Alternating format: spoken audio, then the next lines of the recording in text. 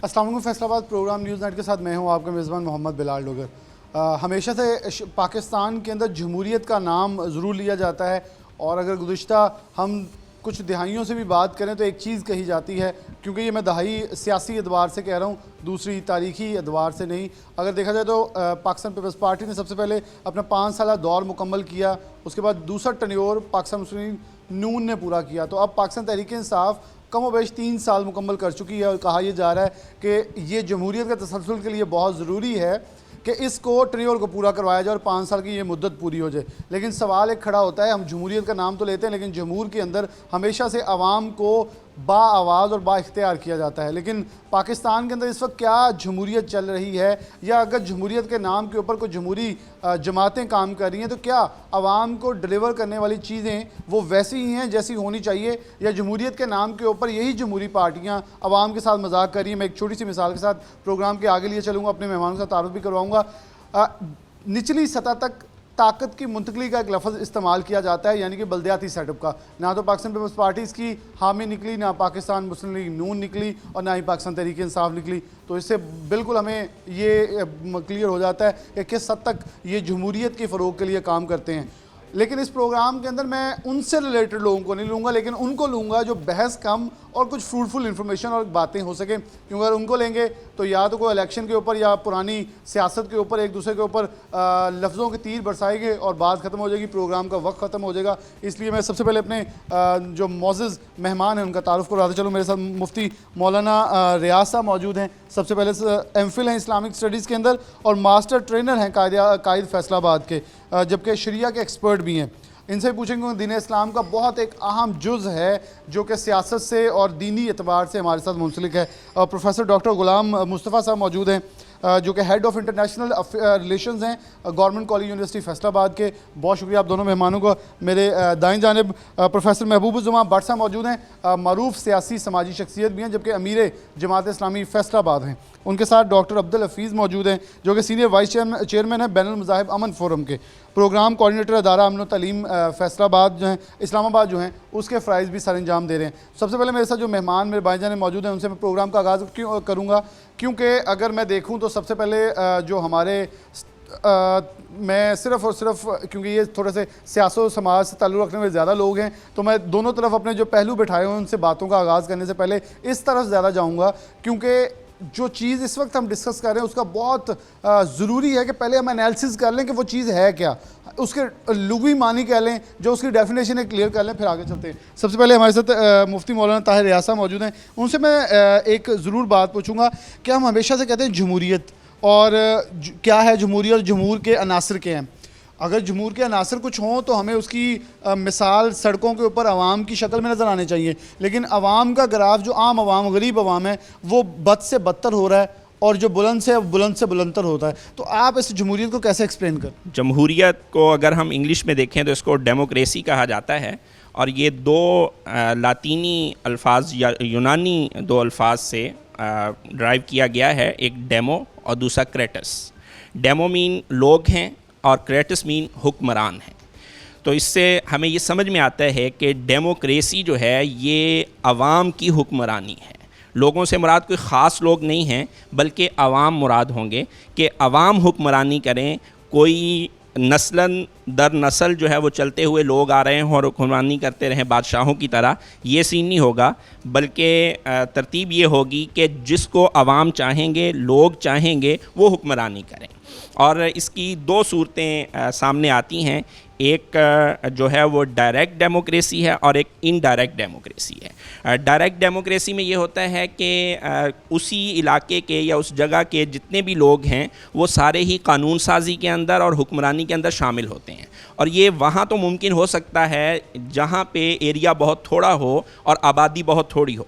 और कदीम यूनान के अंदर इसका हमें तसव्वुर मिलता भी है कि थोड़े लोग थे, एक जगह पे इकट्ठे होते थे और इकट्ठे होकर अपनी कानून साजी कर लिया करते थे। लेकिन लेकिन जैसे जैसे इलाके फैलते गए, फॉर एग्ज़ाम्पल पाकिस्तान है, अब करोड़ों में आबादी है और करोड़ों लोगों को बैठ के कानून साजी की दावत देना और उनसे कानून साजी करवाना और उनसे हुक्मरानी करवाना ये पॉसिबल नहीं है।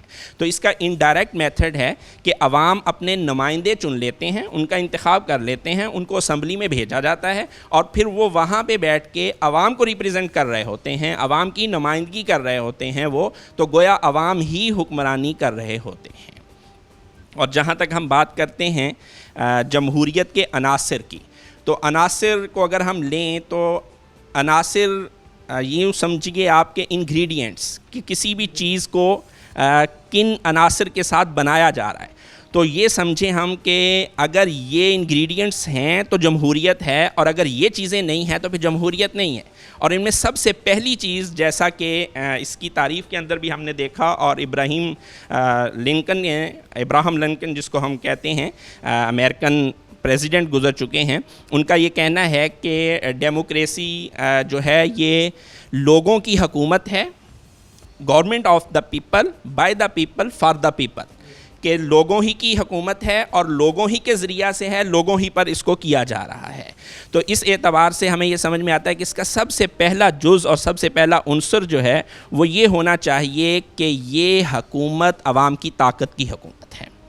तो अगर अवाम की ताकत वहाँ पे मौजूद हैं और अवाम की वजह से उस हुकूमत को किया जा रहा है तो फिर तो ठीक है, लेकिन अगर उसके ऊपर शबखून मारा जा रहा है किसी भी तरीके से और उसको डिरेल किया जा रहा है और उसकी जगह पे जो हम उसको कह सकते हैं कि अवाम की ख्वाहिशों के ख़िलाफ़ कोई चीज़ जो है वो इम्प्लीमेंट उसका किया जा रहा है और उसको ला के बिठाया जा रहा है, तो इसका मतलब ये होगा कि यहाँ पे जमहूरियत नहीं है। गुलाम मुस्तफ़ा साहब मौजूद हैं, उनकी तरफ बढ़ूंगा। इंटरनेशनल रिलेशन से, क्योंकि आप तो हेड हैं, आप इस चीज़ को बेहतर एक्सप्लेन कर सकते हैं। क्या जमहूरियत का नाम जो हम पाकिस्तान में लेते हैं, जैसे अभी मुफ्ती साहब ने बात की कि उनका मकसद होता है अवाम से चुना हुआ नुमाइंदा असम्बली में जाके उनका तमस्खर ना उड़ाए बल्कि उनके हकूक़ की जंग लड़े, क्या लगता है कि जमहूरियत की मानी और जमहूरियत के पहलुओं के ऊपर असल तरीके पे हम अमल पैरा हैं, जैसे इंटरनेशनल तौर पर जमहूरियत का नाम रखा गया है? हम जैसे डॉक्टर साहब ने जमहूरियत की डेफिनेशन की, जमहूरियत में हर बंदे का शेयर होता है, लेकिन यहाँ पे हम देख रहे हैं कि यहाँ पे जो पॉपुलेशन है उसको इंगेज किया जाता है सिर्फ इलेक्शन में, और उसमें भी 40% सिर्फ लोग हैं, वो वोटिंग रेशो है, और 60% लोग तो बाहर निकल ही नहीं रहे।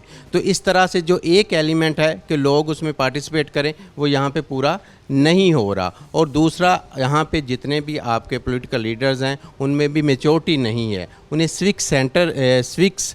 स्विक नहीं है कि जो लोगों को, और हमने जो पावर में आगे हुए हैं हमने इसको कैसे डील करना है, हमने डेमोक्रेसी के हुस्न को कैसे लेके चलना है। और आप देख लें, आपके जितने लीडर्स हैं उनसे आप डेमोक्रेसी की डेफिनेशन पूछ लेंगे तो उनको उसका पता नहीं होगा। तो पाकिस्तान में, हाँ जी, तो ये हम कह सकते हैं कि पाकिस्तान में एक मैच्योर डेमोक्रेसी नहीं है। यहाँ पे बहुत सारी ऐसी फोर्सेस हैं जो डेमोक्रेसी को चलने नहीं दे रही। तो जब तक आपके जो एलिमेंट्स हैं, जैसे डॉक्टर साहब ने बात की, अनासर है, उनके ऊपर हम जो है ना वो फ्री एंड फेयर इलेक्शन नहीं होते, ट्रांसपेरेंसी नहीं होती, करप्शन का खात्मा नहीं होता और लोगों में अवेयरनेस नहीं होती, जिसे हम पॉलिटिकल सोशलाइजेशन का नाम भी देते हैं, कि लोगों को पता हो कि हमने वोट कैसे कास्ट करना है और वोट कास्ट करने के बाद हमने उसको परसू कैसे करना है। सिर्फ ये नहीं है कि आप वोट कास्ट करें, इसके बाद आपने जिसको वोट दिया है आपने उसको परसू भी करना है कि क्या वो पाकिस्तान की या पाकिस्तान की सोसाइटी के लिए, डेवलपमेंट के लिए काम कर रहा है कि नहीं कर रहा। तो हम कह सकते हैं कि पाकिस्तान में डेमोक्रेसी है, लेकिन जो बहुत सारी अनडेमोक्रेटिक फोर्सेस हैं उसके पीछे हैं और उसको चलने नहीं दे रही। डॉक्टर साहब की तरफ से बढ़ूंगा एक ब्रेक की तरफ। ब्रेक के बाद महबूब जमान भट्ट साहब से बड़े मेरे इंटरेस्टिंग सा एक सवाल है कि और उसके ऊपर आएंगे और डेफिनेटली मैं ब्रेक के बाद वो ज़रूर पूछूंगा और उसके ऊपर ये ज़रूर करेंगे जमहूरियत के लिए जमहूरियत ख़तरा है या जमहूरियत के अंदर बैठे लोग जमहूरियत के लिए ख़तरा है। ये बड़ा एक इंपॉर्टेंट सवाल है। एक ब्रेक के बाद दोबारा हाजिर होता है।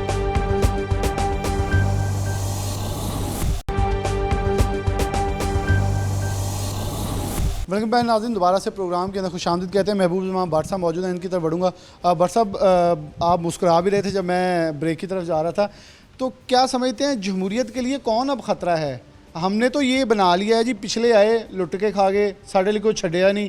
मतलब हमारे एक टॉन्ट्स और हमारे जो जुमले हैं वो शायद इस चीज़ पे मुख्तस हो गए हैं कि हमने अवामी खदमत कम करनी है और करैक्टर असैसिनेशन के ऊपर ज़्यादा जाना है। तो फिर जमहूरियत के लिए कोई और ख़तरा नहीं, बल्कि हमारे कुछ लोग, हम कभी भी उन अदारों के ख़िलाफ़ नहीं बोलते, हमारे जमहूरियत के अंदर बैठे लोग बोल रहे होते हैं जी वो आ रहे हैं वो जा रहे हैं, वोट चोरी से लेके वोट चोरी करने की तरकीब खुद बताते हैं, फिर कहते हैं जी जमहूरियत के ऊपर डाके डल रहे हैं।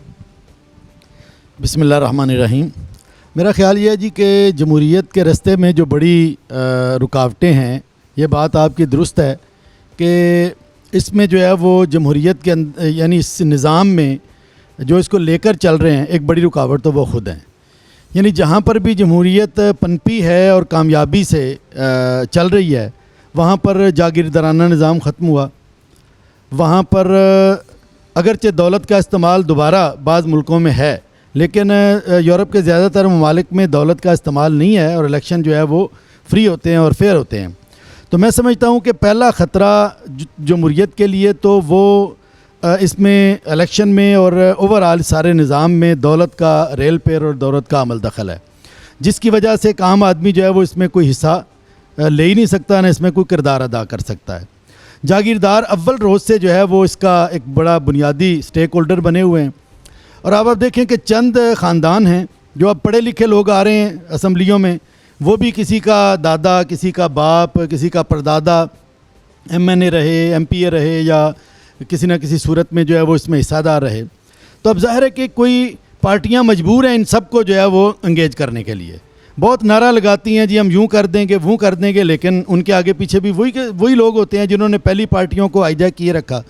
तो इसलिए मैं समझता हूँ कि यहाँ पर जमहूरियत कामयाब नहीं हो सकती जब तक कि इसमें दौलत का अमल दखल और जागीरदारों का और वो मखसूस तबका जो है उसका अमल दखल जो है वो ख़त्म नहीं किया जाता और उसको पीछे नहीं धकेला जाता। तो एक तो ये बहुत बड़ा फैक्टर जो है वो ये है, ये साख्त के अतबार से कि देहात हैं, वहाँ पर धड़े हैं, आपस में धड़े जो है वो मुकाबले पर खड़े रहते हैं। एक पार्टी आती है वो उसके साथ खड़ा हो जाता है, दूसरा दूसरे के साथ, जायज़ नाजायज़, हक़ ना हक़, इसकी तमीज़ जो है वो उससे कतई नज़र बरादरियों का और इलाक़ों का और नस्लों का और इस तरह का जो रोल है उससे भी जमहूरियत की हकीकी जो शक्ल है और हकीकी रूह वो बिगड़ जाती है। और आखिरी बात तो मोटी सी बात है, वो ये है कि पार्टियों में बज़ात ख़ुद जमहूरियत नहीं है। यानी सिवाय जमात इस्लामी के और एक आध और पार्टी के, ये जितने भी बड़ी पार्टियां हैं, यहाँ पर जो है वो एक बंदा आया तो उसको हटा तो को नहीं सकता, शख्सी हुकूमत है, फिर उसके बाद उसके बच्चे आ जाते हैं, उसके रिश्तेदार, ग़ुलामी का सिलसिला है। तो जो ख़ुद जो है वो इस तरह की कैफियत से दो चार उन्होंने जमहूरियत की क्या क्या परवान चढ़ाना है। तो मैं समझता हूँ कि ये वो बुनियादी रुकावटें और ख़तरात हैं कि जो पाकिस्तान में जमहूरियत को आगे नहीं बढ़ने देते।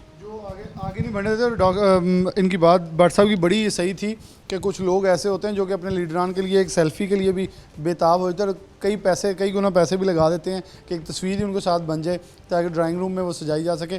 डॉक्टर अब्दुल हफीज़ साहब की तरफ बढ़ूँगा। सवाल है डॉक्टर साहब आपसे कि अदारे और मीडिया ये दो किरदार होते हैं, क्योंकि पहलू होते हैं ना, एक रियासत के सतून होते हैं। अदारों के ऊपर तो इल्ज़ाम लग जाते हैं जी नैब को इस्तेमाल किया जा रहा है, FIA को, अच्छा वो अदारे ठीक भी हों लेकिन उनके ऊपर इल्ज़ाम तराशी और उनके ऊपर मन मर्ज़ी के अफसरान और ऐसी कुछ चीज़ें होती हैं। और फिर मीडिया अगर कोई बात करे, हम अगर गलती कर ही लें, गुनाह कर लें सवाल करने की, तो हमारे ऊपर लेबल लग जाता है ये तो है ही। अब ये समझने से कासर है कि मीडिया होता ही ऑपोजिशन है बेसिकली, जहाँ ऑपोजिशन खामोश हो जाए वहाँ मीडिया अपना किरदार अदा करता है वॉच डॉग का। हमारे मुल्क में अमूमन जब बात होती है तो हम कहते हैं जी हकीकी जमहूरियत, हम हकीकी जमहूरियत की बात करते हैं। ये लफ्ज़ ही असल में हमें एहसास दिलाता है कि हमारे मुल्क में जमहूरियत है नहीं। अगर हो तो हम ये तो ना कहें ना कि हकीकी जमहूरियत, इसका मतलब है कि हमारे मुल्क में कंट्रोल डेमोक्रेसी है, हकीकी जमहूरियत नहीं है। यही वजह है कि जमहूरियत पर बहुत सारे अश्कालात भी हैं, बहुत सारे तहफ़्फ़ुज़ात भी हैं लोगों को। अगर हमारे मुल्क में सही मानों में हकीकी जमहूरियत पिनप पाए तो यकीनन ये बहुत सारे अश्कालात और तहफ़्फ़ुज़ात लोगों के ख़ुद ब खुद दूर हो जाएं और हमारा मुआशरा भी तरक्की करे। दूसरा जो इसके बुनियादी निकात आपके सवाल के हैं कि इदारे, रियासती इदारे और मीडिया, मैं दोनों पे बात करना चाहता हूँ। रियासती इदारे जो हैं इसमें सबसे अहम इदारा जो है वो तो हमारी पार्लियामेंट है। अब हमारे जो पार्लिमान हैं कौमी इशू पर भी वो अपनी सियासत चमकाते हैं और वो पार्लियामेंट को मछली मंडी बनाकर पूरी दुनिया में अपनी वो जग हंसाई करते हैं। तो यानी जो स्टेक होल्डर हैं, मतलब बुनियादी डेमोक्रेसी के, वो तो खुद डेमोक्रेसी को जो है ना वो उसकी ऐसी की तैसी फेर रहे हैं। इसी तरह दूसरे इदारे नाम लिए बगैर मैं इसमें जो है ना वो आप भी सब समझते हैं कि जमहूरियत को शुरू दिन से कंट्रोल किया गया है। जमहूरियत का सिर्फ नाम इस्तेमाल किया जाता है, जो भी आता है फिर वो अपनी मर्ज़ी की अलग सियासी जमात बना लेता है। लोग वही होते हैं जो पहली जमातों के होते हैं। तो ये क्या जमहूरियत है? यानी हमारे रियासती इदारे ख़ुद जमहूरियत का मजाक उड़ाते हैं। अगर रियासती इदारे, हर इदारा अपना काम खुद अपना काम करे तो यकीनन ये एक खूबसूरत निज़ाम है और इससे मुल्क तरक्की कर सकता है। लेकिन हर इदारा अपना काम नहीं करता, वो दूसरे के काम में टांग अड़ाता है। तो ये एक सबसे बड़ी रुकावट है। और दूसरा, मीडिया की बात आप कर रहे हैं तो मैं समझता हूँ मीडिया को तो मैं खिराज तहसीन पेश करता हूँ कि वो बड़ा जुल्म भी सहते हैं, बड़ी बातें भी सुनते हैं, लेकिन हर काम में उनका एक खूबसूरत किरदार है। मीडिया एक रीढ़ की हड्डी की हैसियत है हर मुल्क में कि वो हमेशा ख़राबी की निशानदही करते हैं। लेकिन ये ऑपोजिशन में बैठते नजर आता है। जी बिल्कुल, अपोजिशन यहाँ खामोश होती है, डर के खामोश हो जाती है, वहाँ मीडिया आवाज़ बुलंद करता है और वो उसका मीडिया का काम है ख़राबी की निशानदेही करना। अब ख़राबी को दूर तो इदारों ने करना है ना, जो ज़िम्मेदारान हैं, लेकिन मीडिया अपनी ज़िम्मेदारी अदा कर रहा है। तो मैं ये समझता हूँ कि मीडिया को चाहिए कि वो हकीकी जमहूरियत और हमारे मुल्क में जमहूरियत की जो ऐसी की तैसी फेरी जा रही है, इस पर आवाज़ बुलंद करता रहे मीडिया, ताकि आहिस्ता आहिस्ता लोगों को अवेयरनेस आती रहेगी तो फिर इसके लिए लोग भी उठ खड़े होंगे। मैं डॉक्टर प्रोफेसर साहब की तरफ बढ़ूंगा दोबारा से और इस पे एक सवाल ज़रूर करूंगा। जो डॉक्टर साहब ने भी कहा कि हमें भी किरदार और लोगों को किरदार अदा करना चाहिए, क्या किरदार अदा करें? हम तो किरदार ये अदा करते हैं कि अगर कोई वो MNA है पीपल्स पार्टी के, पाकिस्तान तहरीक इंसाफ के, उन्होंने असम्बली के फ्लोर पे गालियां दी तो उनके सपोर्टरों ने कहा जी गालियां देनी चाहिए। नून लीग की तरफ से एक शख्स ने यह कहा गाली तो पंजाब की रवायत है, यानी कि हमने उस गाली कल्चर को भी अपने ऊपर लेबल लगा लिया और फ़ख्र से कहा। तो क्या एक इनफरादी तौर पर जो वोटर है उसका किरदार कितना अहम है इस जमहूरियत के फ़रोग के लिए कि वो अपने MNA, क्योंकि मैंने बरतानिया के अंदर इस चीज़ को प्रैक्टिस किया कि लोग अपने MP को मजबूर करते हैं कि जाके फ्लोर ऑफ द हाउस जाके चीखे चलाए और बोले। इवन कि अभी पाकिस्तान की एड काटी गई तो तमाम MPs ने और बैरून मुल्क के MPs ने लिखा कि आप एक मुल्क जिसमें तरक्की, अभी वो तरक्की कर रहा है, तरक्की पजीर है, उसके बजट के अंदर कटौती कर रहे हैं, लेकिन यहाँ ऐसी कोई चीज़ नज़र नहीं आती। जी थैंक यू। असल में जो सबसे बड़ा जो हमारा काम है वो ये है कि हम पाकिस्तान के वफ़ादार रहें और वोट उसको कास्ट करें जो पाकिस्तान का वफ़ादार हो। हमारे यहाँ ट्रेंड ये चल रहा है, डॉक्टर साहब ने बात की कि हम ज़ात, बरादरी और ग्रुप्स और इवन अमाउंट के पीछे जो है ना वो वोट दे रहे हैं। तो जो जमहूरियत का हुसन है उसमें सबसे बड़ी जो बात होती है वो ये है कि हम वोट कास्ट करें और वोट फिर वो ऐसे बंदे को कास्ट करें जो पाकिस्तान की डेवलपमेंट के लिए, सोसाइटी की डेवलपमेंट के लिए और पाकिस्तान से वफ़ादार हो। नो डाउट हमें एतराज़ आता है, लोग कहते हैं जी 3 बंदे हैं तो तीनों जो है ना वो इस काबिल नहीं है कि हम किसको वोट करें, हम घरों में बैठ रहे हैं। घरों में बैठना इसका कोई हल नहीं है। आप बाहर निकलें, उन तीनों में जो है ना वो कैटेगराइज़ करें कि इनमें से बेहतर कौन सा है, जो लीस्ट प्रायोरिटी आप उसको जो है ना वोट कास्ट करें। तो इस वजह से हमारी जो सोसाइटी है वो एक मैच्योर डेमोक्रेसी की तरफ जो है ना वो चल सकती है। लेकिन हमारा डायलेमा ये है कि हम ऐसा नहीं कर रहे। जी हमारा डायलेमा जी, हम ऐसा नहीं कर रहे। उनकी बात बिल्कुल सही थी कि एटलीस्ट कोई कैंडिडेट तो अच्छा हो, क्योंकि मैं अमूमन जब भी पिछले इलेक्शन 2018 में बात करें तो एक ज़ोर ज़रूर देते रहे कि कुछ तो होगा, कोई तो होगा उम्मीदवार। तो हम ये कहते रहे जी कोई उम्मीदवार नहीं है, हम किसी को काबिल नहीं समझते। तो फिर मेरे ख्याल में मैं प्रोफेसर साहब की बात को थोड़ा सा आगे बढ़ा के ये कहूँगा, फिर थोड़ी सी अपनी करैक्टर असैसिनेशन कर लें कि क्योंकि जैसी अवाम होता है वैसा लीडर आ जाता है। अब अवाम को सोचना होगा हम जैसे हैं वैसे लीडर इस वक्त हमारे ऊपर मुसल्लत हैं। एक ब्रेक लूँगा, ब्रेक के बाद दोबारा हाजिर होता हूँ।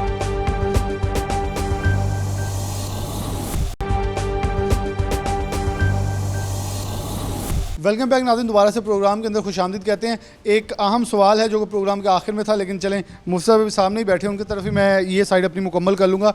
मुफ्ती साहब, सवाल ये है कि मजहबी पहलुओं से और मजहबी हम क्या जो रहनुमा हमारे यहाँ नौजवान किरदार अदा कर सकते हैं। मेरे ख्याल में मैंने एक बार एक आलिम से पूछा था कि हमारे मुल्क की इस वक्त ख़राबी क्या है। उनका जिस दिन मिंबर और महराब का तकद्दुस बहाल हो जाएगा, सब कुछ ठीक हो जाएगा। मेरे ख्याल में मैं बाट साहब की बात को भी लेकर यहाँ से आगे चलूँगा। सिराजुल हक साहब यहाँ आए तो लोगों ने कहा हम सिराजुल हक को सुनने आते हैं, वोट नहीं डालने जाते। प्रॉब्लम हमारा ये है कि हम इस इमाम को कह देंगे अच्छी बातें कर रहा है, लेकिन उसको सपोर्ट नहीं करेंगे सियासी तनाज़ुर के अंदर जाके। तो आखिर क्या किया जा सके कि हमारे जो उलमा कराम हैं, हमारे मजहबी कुछ, क्योंकि हमारी कुछ ऐसी चीज़ें हो चुकी माजी में कि हम इसके ऊपर हमारे लोग एतबार नहीं करना चाहते, या वो चाहते हैं मज़हब और दीन, दुनिया और दीन जो हैं वो अलग-अलग, इसलिए वो मस्जिद तक ठीक है और गली मोहल्ले के लिए सियासतदान दूसरा ठीक है। जी बिलाल साहब, बिल्कुल आपने अपने सवाल के अंदर ही जवाब दे दिया इसका कि हमारे यहाँ ये समझा जाता है कि शायद सियासत जो है वो दीन से अलग कोई चीज़ है, और यही रीज़न बनती है कि जब हम नमाज रोज़े की बात आती है तो तब तो अपने मजहबी पेशवाओं की तरफ जाते हैं, लेकिन जब बात आती है अपने कारोबार की, जब बात आती है अपनी सियासत की, तो फिर हम समझते हैं कि नहीं, ये हम खुद से करेंगे, ये इसके लिए हमें किसी भी मजहबी पेशवा की ज़रूरत नहीं है। और इसमें मैं समझूंगा कि कुछ थोड़ी सी कमज़ोरी जो है वो मजहबी पेशवाओं की तरफ से भी होगी, मजहबी रहनुमाओं की तरफ से और कायदीन की तरफ से भी होगी। वो इस तरह के इन लोगों के ऊपर ज़िम्मेदारी ज़्यादा है आवाम की निस्बत, कि इन लोगों को अल्लाह ताला ने इल्म दिया है, इनको फ़हम दी है, ये अपने इल्म और फ़हम को इस्तेमाल करते हुए जो दरमियान में एक दरार आ चुकी है आवाम के और मजहबी पेशवाओं के और मजहबी रहनुमाओं के, उस दरार को दूर करें और ब्रिज का काम दें और आवाम तक पहुँचें और उनको ये समझाएं कि सिर्फ दीन जो है वो नमाज रोज़े का नाम नहीं है, बल्कि हमारे दीन के बहुत सारे हिस्से हैं, ये सियासत भी उसका हिस्सा है। और चूँकि हम एक इस्लामिक मुल्क में रह रहे हैं और हमारी मेजॉरिटी जो है वो मुस्लिम्स हैं, और मुसलमानों को किसी न किसी सूरत में अपने मजहबी कायदीन की तरफ रजू की ज़रूरत ज़रूर पेश आती है, तो रजू करते हैं। और इसी तरह जो मिनॉरिटीज़ हैं वो भी अपने मजहबी पेशवाओं की तरफ जो है वो रुख करते हैं। तो जितने भी मजहबी कायदीन हैं, अगर वो लोगों को ये अवेयरनेस देने लगेंगे कि देखिए सियासत जब चलेगी, जमहूरियत जब चलेगी, तो ये गदला पानी निकलेगा और साफ़ पानी ज़रूर भी ज़रूर जो है वो आएगा। और इसी तरह अगर नौजवानों की हम बात कर लें तो नौजवान जो है वो रीढ़ की हड्डी की हैसियत रखते हैं किसी भी कौम की तरक्की के अंदर। और स्पेशली अगर हम आज की बात करते हैं तो पाकिस्तान को इस वक्त अल्लाह ताला ने 63% जो है वो नौजवान दिए हुए हैं, और ये एक बहुत बड़ी तादाद है। शायद कि इससे पहले माजी के अंदर कभी भी इतनी तादाद जो है नौजवानों की नहीं हुई। और नौजवान इस लिहाज से भी अहमियत के हामिल हैं कि ये किसी भी मुल्क का हाल भी हैं, इस वक्त भी इस पोजीशन के अंदर हैं कि कोई रोल कर सकें, और ये मुस्तकबिल भी हैं कि आइंदा आने वाले ज़माने में भी यही लोग हैं जिन्होंने यहाँ पे होना है। तो इस एतबार से हमारे नौजवानों को भी अपना किरदार अदा करना चाहिए, और जो ग्रास रूट लेवल है वहाँ से जमहूरियत जो है वो पिनअप के सामने आनी चाहिए। तो फिर हमारे सारे मसाइल जो है वो हल हो जाएंगे, और जो हम कह रहे हैं कि हकीकी जमहूरियत आ जाए, वो ख्वाब हमारा इंशाअल्लाह शर्मिंदा ताबीर हो जाएगा। शर्मिंदा तबीर हो सके। प्रोग्राम का मकसद भी यही था कि हम पहले आम आवाम को जमहूरियत का थोड़ा सा एक बैकग्राउंड दे दें, क्योंकि हम जमहूरियत के नाम पे हमारी सियासी जमातें बिलाशुबा टीवी चैनल्स के ऊपर और हर जगह लड़ते लड़ाते झगड़ते नज़र आते हैं। बट सब अवेयरनेस कैंपेन्स तो होती हैं, जैसे कोरोना आया, कोविड अवेयरनेस कैंपेन चली, वैक्सीन के लिए कैंपेन चली। क्या आपको लगता है कि ऐसी कुछ चीज़ें होनी चाहिए सियासी नाबालगी ख़त्म करने के लिए? मेरे ख्याल में ये कुछ सियासतदान या कुछ जमातें भी ख़त्म नहीं करना चाहेंगी, क्योंकि उन्हें बेवकूफ़ मिले हुए हैं, वो चाहेंगे बेवकूफ़ों का सिलसिला चलता रहे और ये कौम भी बेवकूफ़ बनी रहे। या कोई अवेयरनेस या कुछ ऐसा सेशंस जो हैं या कुछ ऐसा प्रोग्राम सूदमंद साबित हो सकता है?